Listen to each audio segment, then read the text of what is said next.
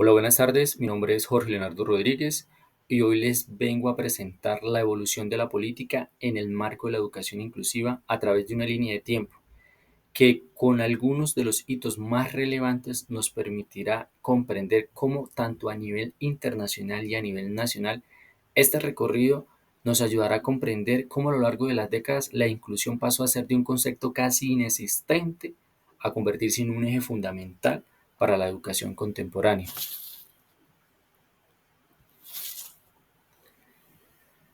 La evolución de la política en el marco de la educación a lo largo de la historia se ha transformado gracias a la lucha de movimientos, a la lucha de líderes, a la lucha de partidos políticos, a la lucha de organizaciones como es la UNESCO, organizaciones como la ONU, solo por mencionar algunas, y también a la contribución de grandes pedagogos como Jean-Jacques Rousseff, Juan Amos Comenio, María Montessori, solo por mencionar algunas de las personas que de manera puntual como pedagogos han contribuido a la evolución de lo que hoy conocemos como educación inclusiva. Este recorrido nos permite evidenciar que las políticas y las legislaciones no solo responden a temas históricos, sino que también son productos de luchas sociales y movimientos internacionales que han peleado y han exigido oportunidades e igualdad para todos en el tema de la educación inclusiva. Este recorrido inicia en la década de 1950. La Declaración Universal de los Derechos Humanos el 10 de diciembre de 1948, después de la Segunda Guerra Mundial y todo lo que produjo el Holocausto tan terrible y toda la degradación a la dignidad humana, impulsan a que los derechos humanos sean declarados a nivel mundial. Solo 2 años después, en 1950, se reconoce a la educación como un derecho a nivel, como un derecho de la humanidad, como un derecho de los humanos. Para Colombia en aquella época aún se seguía rigiendo la Constitución de 1886, Constitución que tenía fuertes limitaciones en materia educativa. En ese periodo las políticas se enfocaban simplemente en ampliar cobertura básica, pero sin perspectiva de inclusión, sin tener en cuenta las necesidades de los territorios, sin tener en cuenta la diversidad cultural, sin tener en cuenta el nivel socioeconómico, sin tener en cuenta la discapacidad o limitaciones de muchas familias y de muchos niños. Ejemplo, habían niños que tenían el deseo de poder ir a estudiar, pero sus padres vivían en analfabetización y se criaron como analfabetas y no consideraban conveniente para ellos enviar a sus hijos a una institución porque no hacía falta. Entonces, en este periodo, las políticas se enfocaron simplemente en abarcar, en lograr demostrar de que el Estado estaba llegando donde había inclusión, sin considerar nada de la diversidad. En 1960, la UNESCO impulsó la universalización de la primaria. Cuando nos habla de que impulsó la universalización, nos indica a nosotros que no simplemente se plasmó un proyecto por parte de la UNESCO, sino que además sirve de evidencia y de soporte para que los estados se vean en la obligación, en la capacidad y que tengan antecedentes de que sí se puede lograr lo que es el tema de la educación en cobertura total. Para Colombia, este fue un año importante. En 1968 se crea el IFETS en Colombia para regular lo que era la educación superior o lo que se considera educación superior en ese momento. Surgen las primeras normas de educación especial pensadas de forma aislada y segregada. ¿Por qué dice que pensadas de forma aislada y segregada? O sea, se consideraba inclusión solo el niño que sufría una discapacidad o solo el niño que tenía una limitación. No se consideraban más ámbitos, sino simplemente limitaciones. Sin embargo, durante este periodo se fue evidenciando y se vio marcado por movimientos sociales en todo el mundo, movimientos como el de Martin Luther King, quien promovió la resistencia e impulsó numerosas protestas por los derechos civiles, y como líderes como John Lewis, quien organizó el Comité de Coordinación Estudiantil No Violento en Estados Unidos. Llega la década de 1970. En 1970, la UNESCO promueve la educación para todos. Cuando dice que promueve la educación para todos, Ya no se busca que la educación sea simplemente un derecho de las personas, sino que es un deber del Estado. Ya hay garantías de que el Estado debe brindarle a la población civil, debe velar por su protección y por la educación. Ya se ve la educación como un derecho fundamental de la población a nivel mundial. Para Colombia, en la época de 1970, aún seguía regida por la Constitución de 1976. Sin embargo, aquí se amplía un poco la visión de la educación. Se empieza a hablar de educación compensatoria para poblaciones vulnerables, reconociendo por primera vez que la pobreza, la desigualdad, también son barreras limitantes. Aunque la meta era seguir ampliando la cobertura, el concepto de inclusión todavía no estaba en construcción. Simplemente se reconocía el tema de lo que era la pobreza y la desigualdad como una particularidad para tener en cuenta al momento de plantear políticas o por lo menos de estructurar el sistema educativo, pero no se consideraba inclusión. Finalizando la década de 1960, se impulsan iniciativas como la educación compensatoria en Colombia.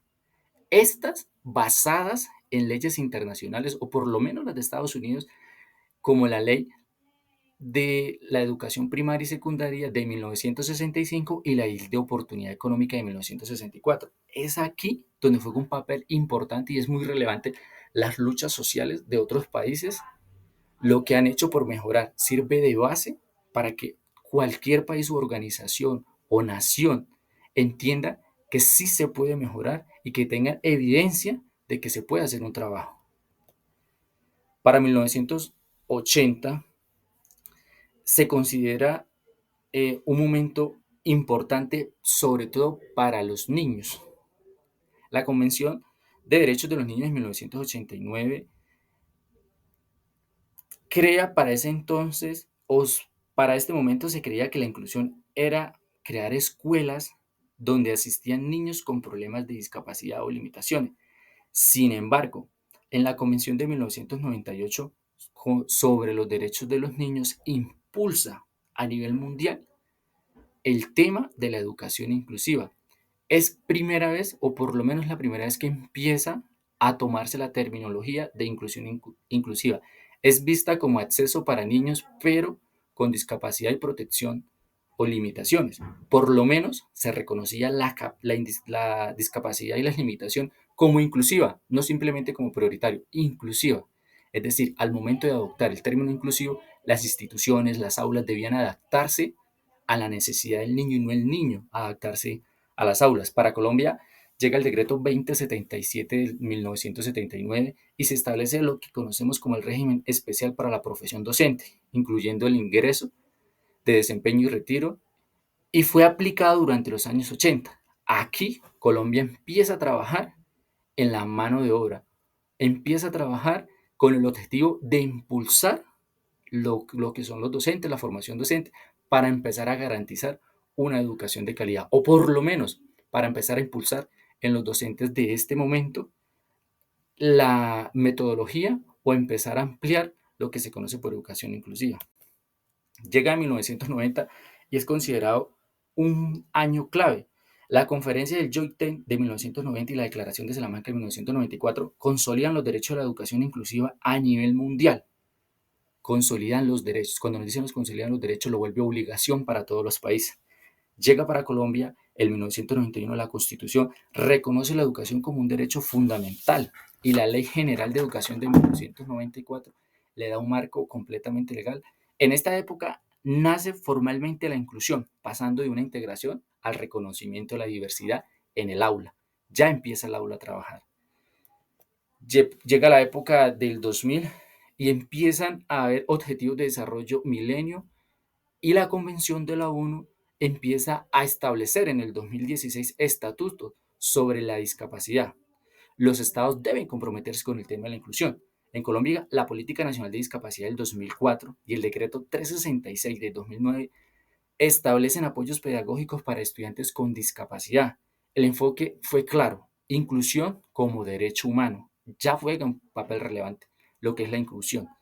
La tecnología comienza a jugar un papel crucial en este punto porque empieza a facilitar de información tanto al sistema educativo y también al docente para preparar su aula. la década del 2010.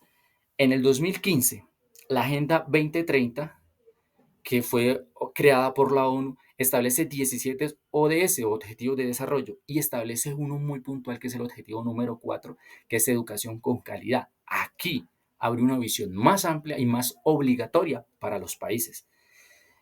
En Colombia, la ley 1618 del 2013 y el decreto 1421 del 2017 obligan a garantizar la inclusión en los sistemas educativos. El concepto se amplía hacia la diversidad cultural, a la diversidad de género, a la diversidad de etnia inmigrante, convirtiéndose en una política principal o primordial de los derechos humanos. Llega el 2020, una de las épocas más recordadas durante mucho tiempo por aquel golpe de la pandemia, y la obligación de ir a las clases virtuales deja entredicho o a la vista problemas que se habían pasado por alto, y es como es el tema de la desigualdad económica. La ruralidad fue uno de los que más se vio afectado por el acceso limitado, pero muy limitado, del Internet.